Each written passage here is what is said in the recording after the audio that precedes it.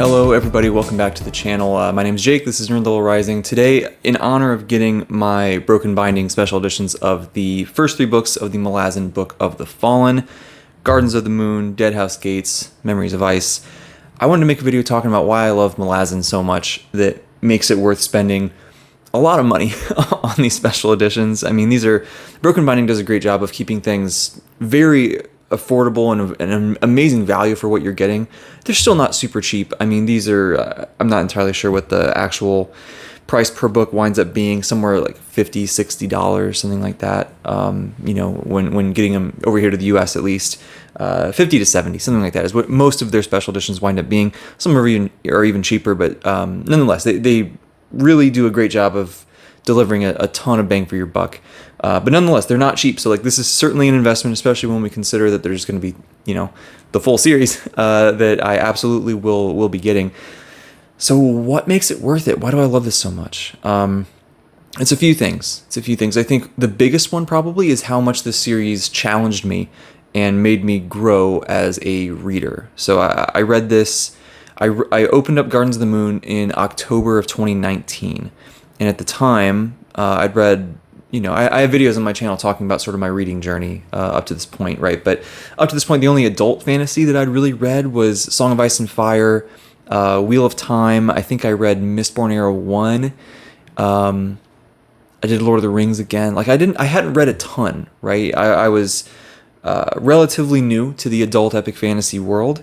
And this just stretched my brain like nothing else, man. I mean, it drops you right into the most crazy, hectic, epic battle right off the get-go. I mean, this is the cover art for book one for a reason. This is where you get dropped in, right? And it just is helter-skelter. You know, everything, you don't understand what's going on, but you just have to kind of buckle up and go with it, which I thought was such a fantastic ride. I loved that. I loved not knowing everything that was happening and watching it slowly be pieced together. I loved how I learned so much about writing through reading this series. I learned so much about how character work can be done. You know, I'm very used to more direct characterization, at least up until the point when I'd read this, and even since then, right? That's sort of the norm. This is, you know, the characters were really difficult for me. I'm not going to lie. I think Midnight Tides was the first book when I started to really understand how the characterization was happening and how, you know, with this, 100% of the characterization happens through the reader thinking critically about how the POV character is describing and processing the world, and how when you're in someone else's POV, what they think about this person. And it's not laid out super obviously, right? You have to kind of piece it together and think about it. And that took me a long time. For the first, you know, 4 books, I was like, these characters just, they're flat and they're wooden and they just feel like a pawn on a game board. And I was like, I don't get it. Once I got it, once it clicked into place, I was like, oh, like this is actually, it's not that this dude sucks at writing characters, it's that this dude is such a master at writing characters that I just didn't get it, you know? So like that was huge for me. I think seeing what can be done with theme in these books was huge, you know, and this is something that, again, took me a long time in the series to really start to understand. And I think that, you know, the first half of the series, I certainly missed quite a bit, I think, in terms of the themes. And now, you know, the latter half of the series, and when I go back to reread this eventually, I will go in with what is the theme? Like, first and foremost, that's what I'm sort of looking for. And then the plot and everything comes after that. At the time, I was very much a plot-first reader at the time. And I think I still have that to a degree, but I think it's a much more even spread now in terms of what I look for in a book between plot and character and theme and all those sorts of things. But at the time, I was very plot-focused, and threw me for a loop that there was so much depth of theme that I just missed and was reminded by and was taught by whenever I finished one of these books. And I would highly recommend this to anybody looking to read these for the first time or even on a reread. After I finished each book, I would go on to Philip Chase's channel and AP Kahneman's channel, A Critical Dragon. They have amazing discussion videos, spoiler and spoiler-free, about each of these books, and they really get into the themes. And that was so helpful for me, so highly recommend those videos. But the themes that are in here are just so poignant and profound and so well explored. Like, what I really learned from this is how satisfying it is as a reader to see a certain theme that's explored through so many different points of view, so many different angles. It's never preachy. It never feels like Erikson is saying like, this is how I feel about this topic. It much more feels like, here's this topic and I'm going to show you every different angle of that I can come up with. And then it's up to you to kind of see what you think, right? That's really what it feels like. And I love that. It was so thought provoking. It was so just mentally stimulating on that front that was big. And then obviously just the breadth and depth of the series challenged me a lot as a reader. The writing style, this was at the time by far the most complicated prose that I'd ever read. And that challenged me a lot. So I think overall, all of that stuff, that's a big reason why this means so much to me, is it forced me to grow so much. And I'm very grateful for it. And I've found ever since this series, I'm looking for this kind of thing more and more. That's why I'm loving Janie Wirtz's books so much right now. That's part of why I want to get into like Baker's books. And like there's these things that have just so much depth and richness to them. And don't get me wrong, I still love... One of my favorite books from last year was Tressa the Emerald Sea, right? Like I love those just easy sort of popcorn fun reads, but I also really love this stuff and I'm finding myself gravitating towards it more and more. So that's a big reason. I think another one is just the sheer epic scale of what's going on here, man. I mean, we quite literally hundreds of thousands of years of history that are explored through this series. Not just the main series that I would argue is not just Erikson's 10. It also includes the 6 from Esselman's, a 16-book series. And then, so it's not just that, but it's also the novellas, the Bachler and Corbel Broach novellas that are sort of intertwined through this timeline. We have the sequel stuff. We have 2 different prequel series. You know, there's a lot of stuff going on with the timeline, but we're exploring so much history, and it's so well fleshed out, and it's so well described from so many different angles, just like the themes. It really attacks these things from all these different perspectives, and it's so cool to see it all slowly unravel. And it's like you're peeling away these layers as you go through, and it's not necessarily in chronological order. You know, you're going to go back and forth through the timeline and slowly piece these things together, and that puzzle was really satisfying. So like we just have the scope of the time.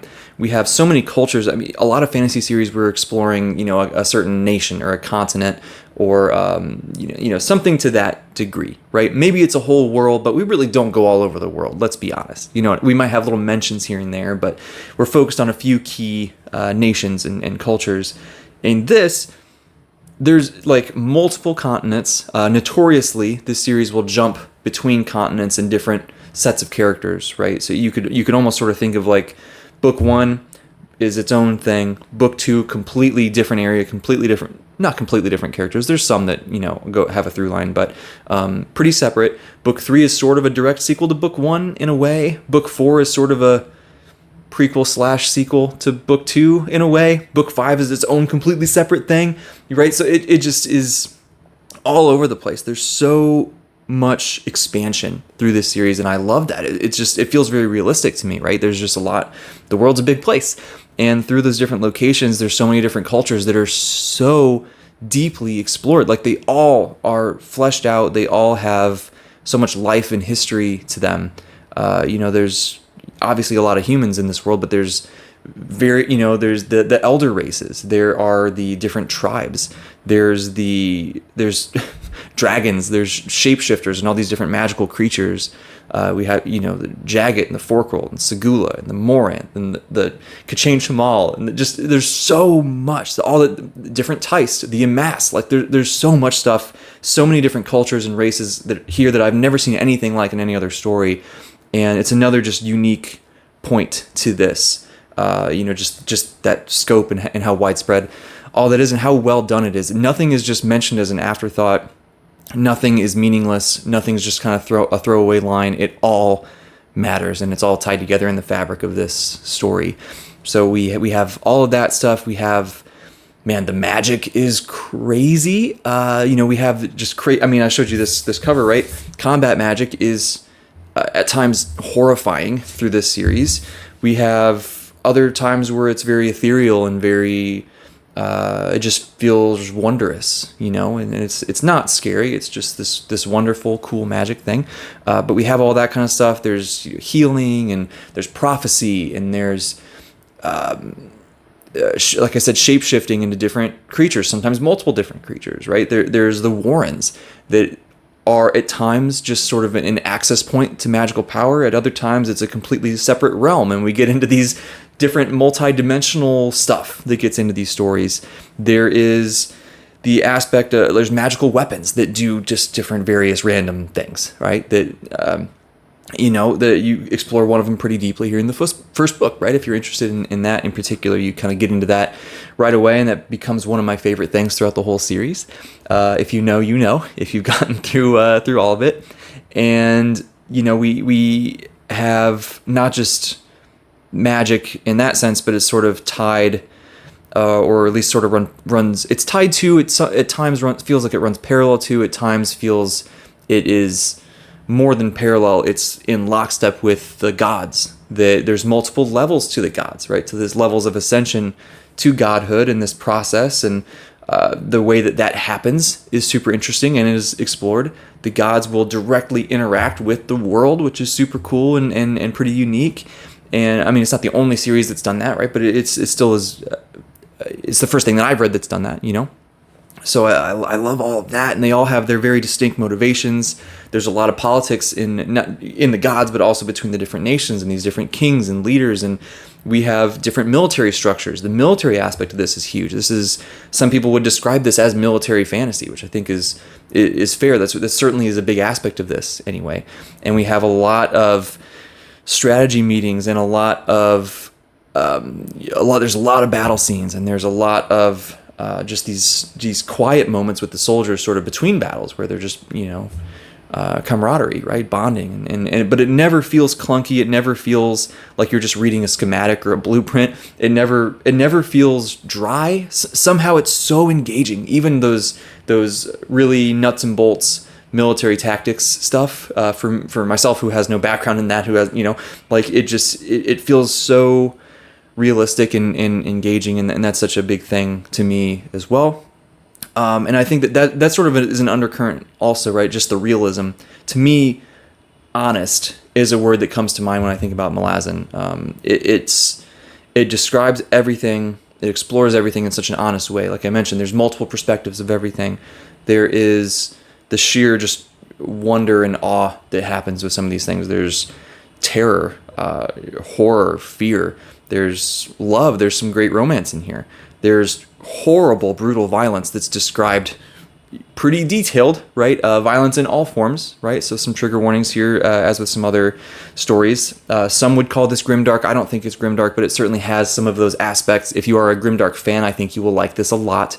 Although there is certainly a current of hope, and everyone's heard the word compassion with Malazan. That is certainly a central theme that's explored here, but that doesn't mean bad stuff doesn't happen. A lot of bad stuff happens.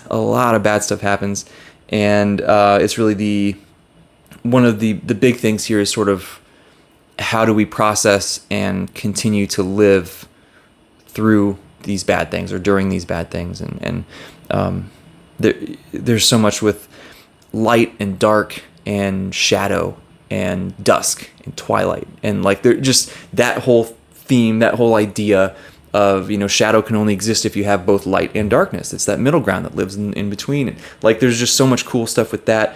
We have the sky keeps. We have the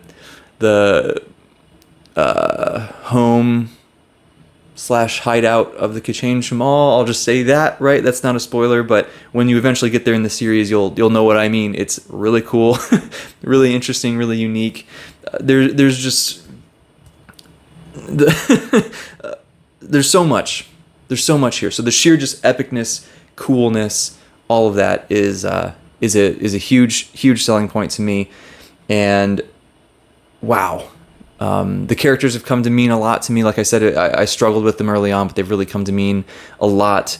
The idea that just anything can happen. One of the novellas has the floorboards in a ship are haunted and sentient, right? Anything can happen, but it feels like it fits. Nothing feels out of place. The humor hits. Humor's super hit and miss with me not just with books, with a lot of, humor's subjective anyway, right? It's one of the most subjective things out there. And, but it very much does hit here most of the time. I would say, particularly Erickson's books, the Esselmont's humor it doesn't hit me quite as well a lot of the time, but Nonetheless, as a whole, the humor is very good, and I think balances a lot of the darker aspects and the heavier aspects that are in here. Taehol and Bug are so much fun to hang out with, right? Again, if you know, you know. And then there's so many twists and turns, so many reveals, so many just huge world-shaping events that happen, huge epic showdowns. Just wow. I mean, like, you'll be just, I have this reaction a lot. You read a book and you read a paragraph and you're just like, what? I have to keep like leaning back, take a deep breath, close my eyes for a second, then I can get back in. There's so many moments like that in this. There's so many massive payoffs as you get through. In each of these books, I think there's a huge payoff and a huge catharsis. But then you get through each sort of main arc, and you get through the main part of the main climax of the entire 10-book series here, and another one at the end of the 16-book series, if you include all the Esselmont books, which I think you should. Wow, is that payoff immense. And this is, there are some series out there, we all know these series or these books, where you finish it and it's kind of hard to jump into something else right away. You just need some processing time. You need to let it sit there. And that certainly is the case with this story. There are some scenes from each book that are just cemented in my brain. Like, I have such a clear, vivid image of some of these scenes, and some of the, like, Epic doesn't describe these scenes, especially in The Crippled God. There's some that are just, there literally is not a word to describe that. There's so much in here about, A.P. Canavan, when he discusses this, he talks a lot about echoes and resonance, and I think that's the perfect word for this. There's so many things of, the past is never gone. It always comes back. Sometimes it's just buried beneath the surface, figuratively and sometimes literally. And we see so much of that, of how the past is there with us, and it helps to sort of guide and direct the future at times, and either to continue in the same pattern or to get away from that pattern. There's so much stuff with that. There's so much about just the battle scenes in this are all unique. None of them feel repetitive. They all feel such high stakes. They are very high stakes, but they all feel so separate and so interesting and so different from any other series that I've read before. And I'm not the most well-read person out there, right? Like, I've read quite a bit of books, but like certainly not as much as a lot of other people. I've only been on this planet for so long, guys. But like, nonetheless, these battle scenes feel so unique and so just so characteristically Malazan, right? Like, it's a Malazan thing.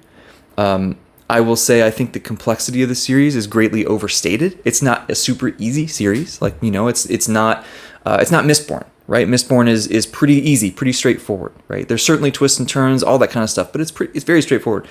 This, there's a lot going on. I can't remember the number. I think there's like 300 something different POVs throughout the entire series. Some of them are like one paragraph and that's all you get. Some of them are, main recurring things throughout the whole series. There's, so there's a lot of complexity with that. But I think in particular, the prose and the sort of sequence of events and like what's actually happening versus what's like a dream sequence or a hallucination or a prophecy. Like, people describe it as being really difficult to understand what's going on. And I just don't think that's the case. I mean, you're not going to understand why certain things are happening, or you might not understand the consequences of certain actions or decisions. You might not understand someone's motivation super well at first. There will be some scenes where you're not entirely sure who the POV character is, because Erickson likes to not say that character's name sometimes until you're a page into it or whatever. But so there's stuff like that. But if you just kind of go into this with an open mind and say, hey, like, I trust this author is going to tell me what I need to know. It's all going to make sense. It'll all fit together. I'm just along for the ride. I think that's the perfect way to do it, and you will be totally fine. I promise you, right? It's a book at the end of the day. It's not rocket science. It'll be just fine. It'll be just fine. So, I hope that somewhat communicates, and hopefully not too rambly of a way, why Malazan means so much to me. Just how impressive it is, how wonderful it is, how thought-provoking it is, how challenging it's been, and how much it's made me grow.